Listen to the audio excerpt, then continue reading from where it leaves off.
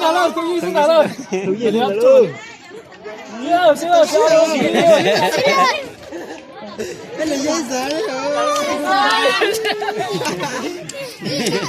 nè lưỡi dây lý rồi lưỡi dây cái gì tôi bắt phải trả được không đó anh chỉ cho mày lá xịt đấy là kịp không không cặp lại là cái tiếp nha cái xuống cặp lại không tới con nhá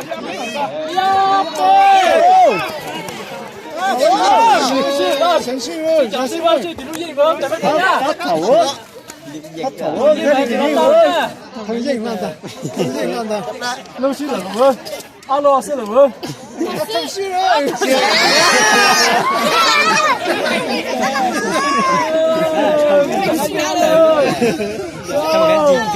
大哥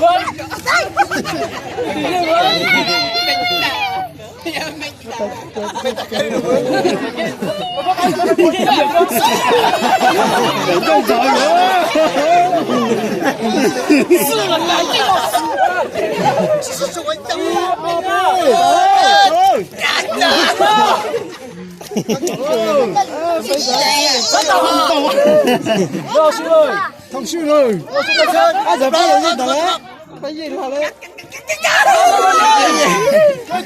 cái nào? Nè, mình khi tao mẹ lính ta thôi. Cái gì? Tao tôi chỉ gì mà, giờ phải gì mà.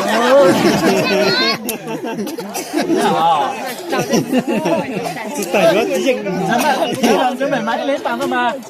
Chắc chọn nha, đánh cua nha. Đánh cua nhá. Đánh cua nhá. Đấy, lại quá. Phải mắc cười. Phải mắc cười à, cái phải mắc mắc đó.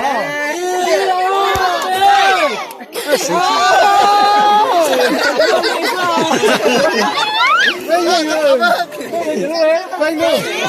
Vậy là học lên. Nhưng mà phải là học luôn.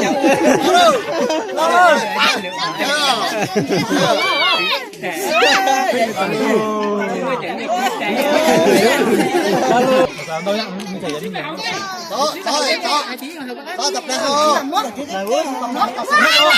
Tắm mẹ cả nhá. Tạt xe nhá. Làm mấy uống không? Bên cái cuốn nhá.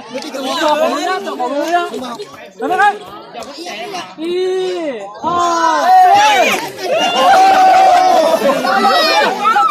Tất cả nó cái này cho học nhá.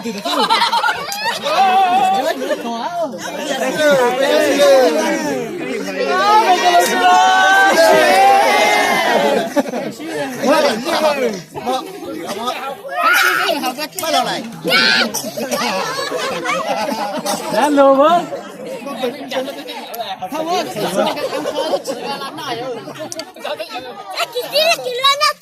Cái từ xưa thì là hết rồi đó.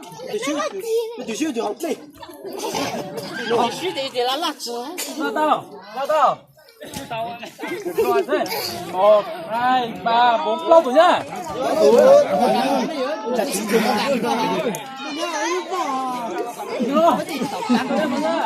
Nghe nhá.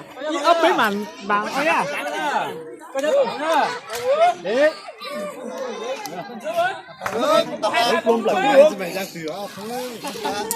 Thân đấy quên em tao cho cái là dân có múa tao chỉ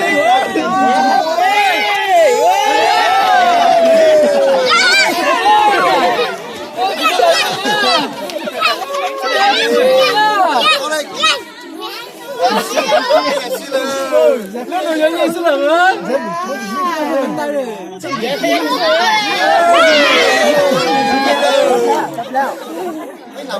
Đó. Tôi tao hao đó, tôi tao đó.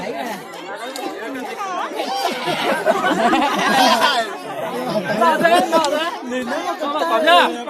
Còn nhá. Vâng, chú ơi.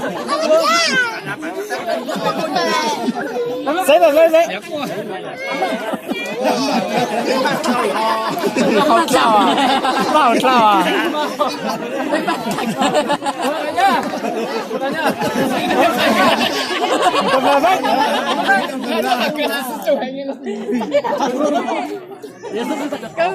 怎么样？